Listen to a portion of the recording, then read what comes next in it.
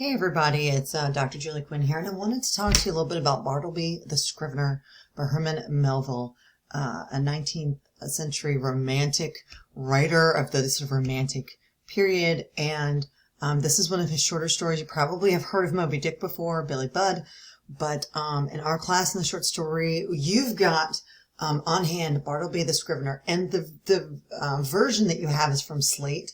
And I think this is a great version. This is a little bit longer of short story than maybe some of the ones prior, the Arthur Conan Doyle story and some others. And so you're going to have to pace yourself here. But what's really nice about this version is you've got some sort of professional expertise in annotation. Now, annotation is the art of note-taking. And note-taking in what we call marginalia, notes in the margins of a text. And a lot of writers, including Melville, would write with marginalia. And so in this class, you know, the Diamond Necklace and some of the other readings that you've got for this time period, 19th century American, and other texts, short stories, you're not going to have that quote-unquote assist. But in this text, that is so open to interpretation. You've got access to significant note-taking, and let's give a bit of credit to Andrew Kahn here for creating this interactive text. And so that assist gives you some layers of understanding. Remember, when you're reading older texts like 19th century shorts or even, you know, novellas and novels, you're not always going to immediately know each term as reference. If you're not a biblical scholar, you may not get the Pillars of Salt reference. If you're not if you haven't minored in philosophy, you may not get some of the philosophical considerations that are mentioned in here. So that's what's really nice with what Kahn does, and adds that layering to the text. And you can see how Bartleby can be read with a variety of lenses. Let me just state straightforwardly, is that the right word? Straightforwardly. Let me just say outright that there is no one interpretation. The Melville scholars, and my master's degree was in American literature, and British literature, but of the 19th century. So this is one of my fields of expertise. And I could also say to you that I disagree with a lot of the interpretations, but I don't disagree with all of them. And the idea is that Melville was widely read. Melville was a struggled artist. He's an artist who struggled. Not all of his works were well received, especially early on in their publication. So the life and the struggle of the author and the struggle of the writer and the resistance to society, you can kind of sense that's palpable, and that's coming out of this text. But that's my interpretation. And let me just say to you that what Kahn is doing here and taking notes in the margins is what you should be doing with your own text. Are you going to have the same notes? Of course not. But engaging with the text through annotation, through marginalia, through these notes inside a text helps you understand the text much more. And you'll notice even in this feature, you can actually listen to it in audio format. You will have a lot of readings in this class. Remember, you're taking a literature course in an 8-week format. It is double time.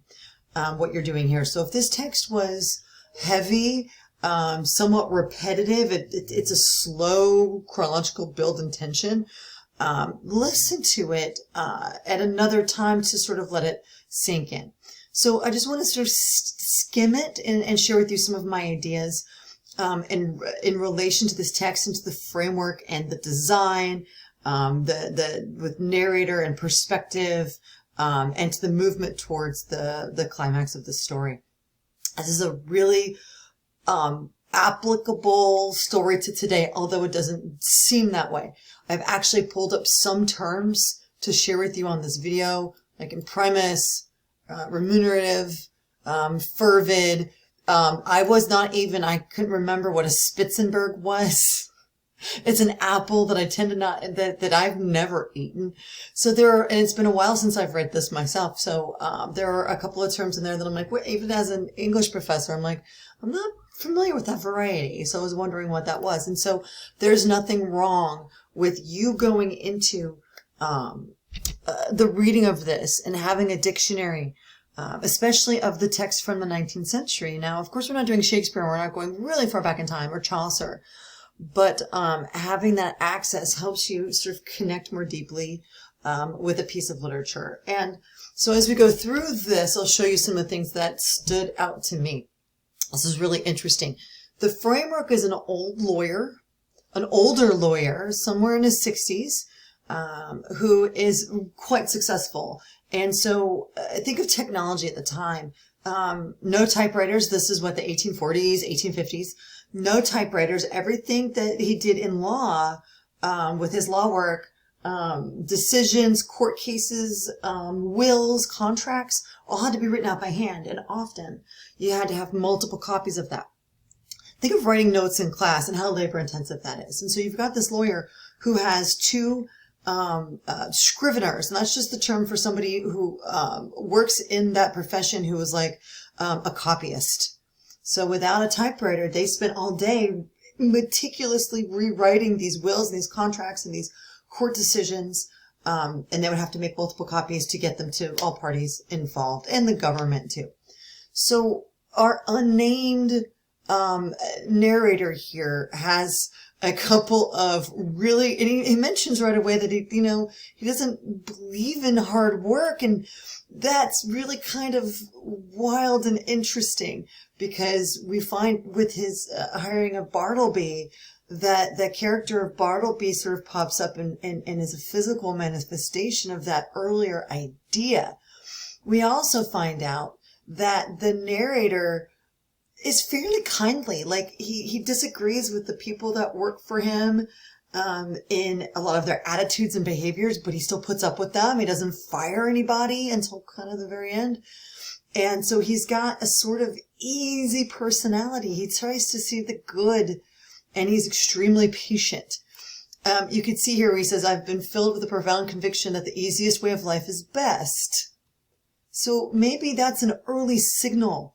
That's a little foreshadowing. Foreshadowing is when you find out a clue in a text a little bit early on about what may happen later. This may be a good example of why, when Bartleby works really hard for the first 2 days and then just stops working, our narrator is accepting of that. And you could argue that Bartleby is an antagonist to the narrator, who is our protagonist here, right?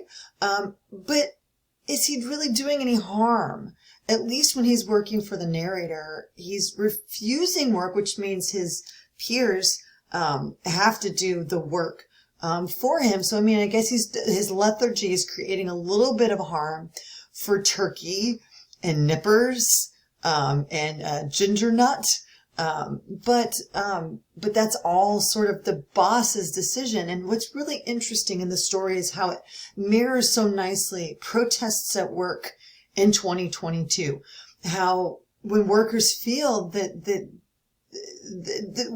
so many workers for so long have never felt the courage, or not felt the courage, that's the wrong phrase, have never had the ability truthfully to speak truth to power, to speak up against mistreatment. And we can argue whether or not there's mistreatment in this story. We don't exactly know how much they're paid. We know later on the narrator is willing to pay Bartleby a handsome sum to get him out from under his hair. But what's also interesting about this is the beautiful, wildly detailed descriptions of the Scrivener. So you can see in Melville's writing attention to fine detail and to atmosphere, and how he builds tension by taking some time to create this world. And it's in this world that Bartleby refuses to engage in. And the way we interpret that, a lot of it, I think, if you think about this idea of writing and reading called reader response theory, you think about it writing in a way that it doesn't matter what the author intended. That's why I'm not doing a lot of background on Melville in this, and I'm just doing sort of a superficial discussion of this text. But what really matters in reader response theory is how does the reader engage with the text, and what are the reader's interpretations, and those interpretations that you all will get with this text. It has a lot to do with your literary context. What do you read, and your sort of a position in life in the world? What experiences have you had? Have you been on the job? Have you been a boss and had workers refuse to do the work, and what did you do? So you can reflect and find similarity in experience between the narrator and your experience, or between Bartleby and your experience. And there's all sorts of sort of discussions on whether this is an absurdist text. It does kind of seem absurdist. Something absurd, it lends itself toward the ridiculous. If you think of the narrator allowing this behavior to go on for months, right? Moving offices because he couldn't kick this guy out. That's absurdist behavior. It's also a behavior of avoidance. Think about how that is mirrored with Bartleby's behavior and avoidance. So the argument that maybe possibly Bartleby is the other side is a manifestation of a younger version of the lawyer. It's possible, there's so much in here to find. It's like, there's a puzzle inside of a puzzle inside of a puzzle. When you look at these annotations, I'm just going to ask that you don't read too heavily into anyone. What's nice about them is that there's a discussion about how a lot of the expert Melville literati disagree with interpretation. Literature is open to interpretation. So in that vein, just being open to reading the text once just to sort of get the sense of it, annotate, take notes, consider other points of view, do additional reading, maybe possibly through the Novi Library databases, into the peer-reviewed literary journals. Project Muse and JSTOR are really good databases for that. And then think about the frame of this text. Think about how texts open and close. We start with the narrator being an elderly man. We move into a chronological story that builds tension and anxiety. And of course, there are also discussions about whether Bartleby is struggling with perhaps some mental illness, or is reflective of transcendentalism, of being, and the transcendentalists being lonely people, who are thinking about the world and their place in it. So you've got all of this tension that builds in this chronological narrative. And then at the end of this, you get a really sort of interesting, and I'm not going to spoil it for those of you that haven't read it yet, but you get an interesting capstone back with, and it's a longer text. When I printed this out in Word, by the way, 'cause it was a little bit longer, right? Yeah, maybe I'm going to spoil this, but I definitely want you to read this. That we leave on Bartleby. We see Bartleby in the end, and then there's some sort of juxtaposition with how does Bartleby enter the story and how Bartleby ends the story, and what happens to the narrator and how does the narrator process that. In the end, your interpretation's a good one.